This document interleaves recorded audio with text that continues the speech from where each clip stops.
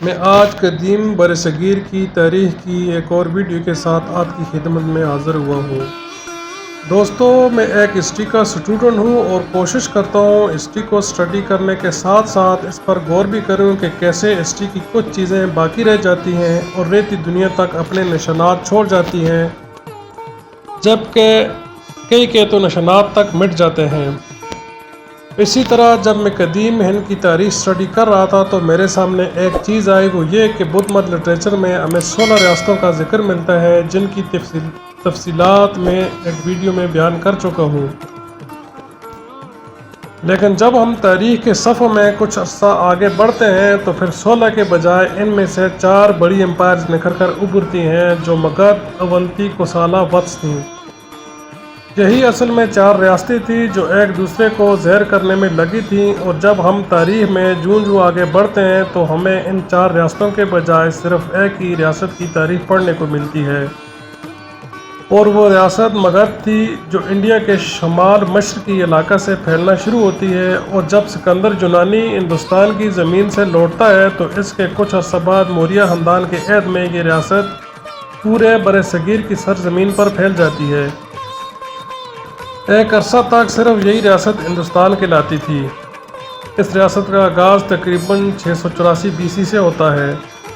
غور طلب بات یہ ہے کہ تاریخی کتابوں سے ہمیں یہ بھی پتہ چلتا ہے کہ جب 16 ریاستیں پائی جاتی تھی تو تب یہ ان میں سے ایک تو تھی، مگر اس سے اکثر بیزارگی کا مظاہرہ کرتے تھے۔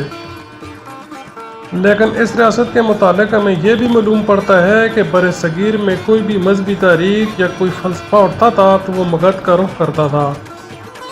اس کی وجہ شاید یہ تھی کہ مگدھ اسٹیٹ میں اقلیت ہوا کرتی تھی اور ان کے ہاں آزادی اور لوگوں کے درمیان باقی ریاستوں کی بنسبت ہم آہنگی زیادہ ہوتی تھی۔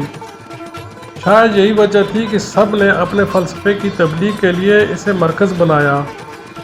بہرحال اس ریاست کا وجود کیسے عمل میں آیا، اس کے متعلق کچھ مبالغہ خیز داستانیں ہیں، جس سے معلوم پڑتا ہے کہ اس کا بانی برائے در تھا، لیکن 6 BC کے دور میں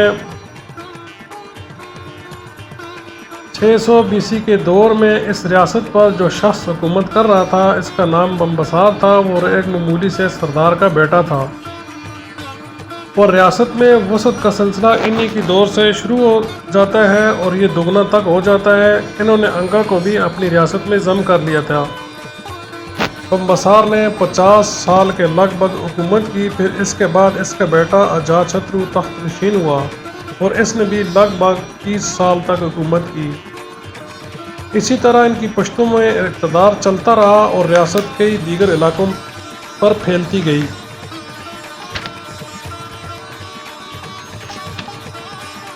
اس کے بعد ایک اور خاندان نے حکمرانی حاصل کی، جن کے راجا ششوناگ تھا۔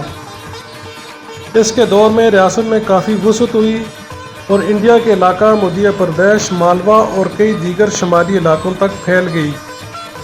لیکن بعد کے دور میں ایک عجیب واقعہ پیش آتا ہے، جس سے حکمرانی اس خاندان سے بھی نکل کر نند خاندان کے پاس چلی جاتی ہے۔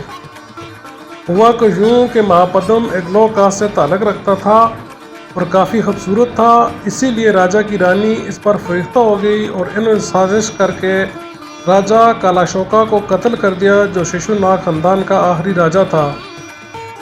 یوں مہاپدم نے مگدھ ریاست کا اقتدار حاصل کر لیا۔ ان کے دور میں بھی ریاست میں کافی وسعت ہوئی اور یہ شمال مغرب کی طرف پھیلتی گئی اور کئی ریاستوں کو ضم کیا، جیسے پنچال، کاشی، کورو، چوسین، کلنگ وغیرہ اور کئی دوسری۔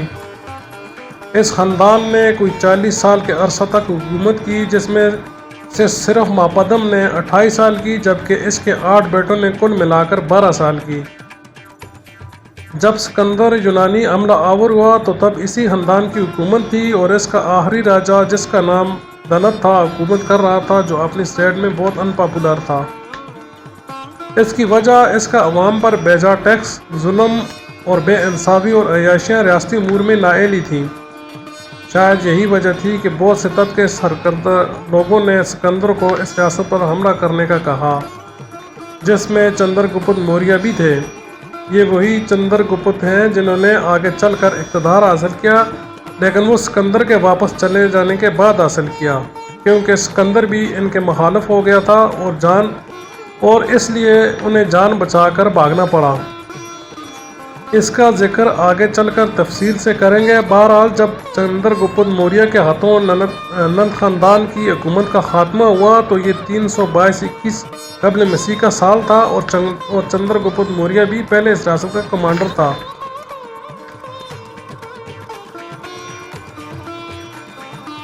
دوستو، یہ تھی وہ مختصر تفصیلات جو مگدھ یا قدیم ہندوستان کے متعلق آپ کی خدمت میں پیش کر دی گئی۔ امید ہے آپ کو میری یہ کوشش اچھی لگی ہوگی، اور اگر اچھی لگی تو ویڈیو کو لائک کر دیں اور چینل کو سبسکرائب کر دیں۔ دیکھنے کے لیے شکریہ۔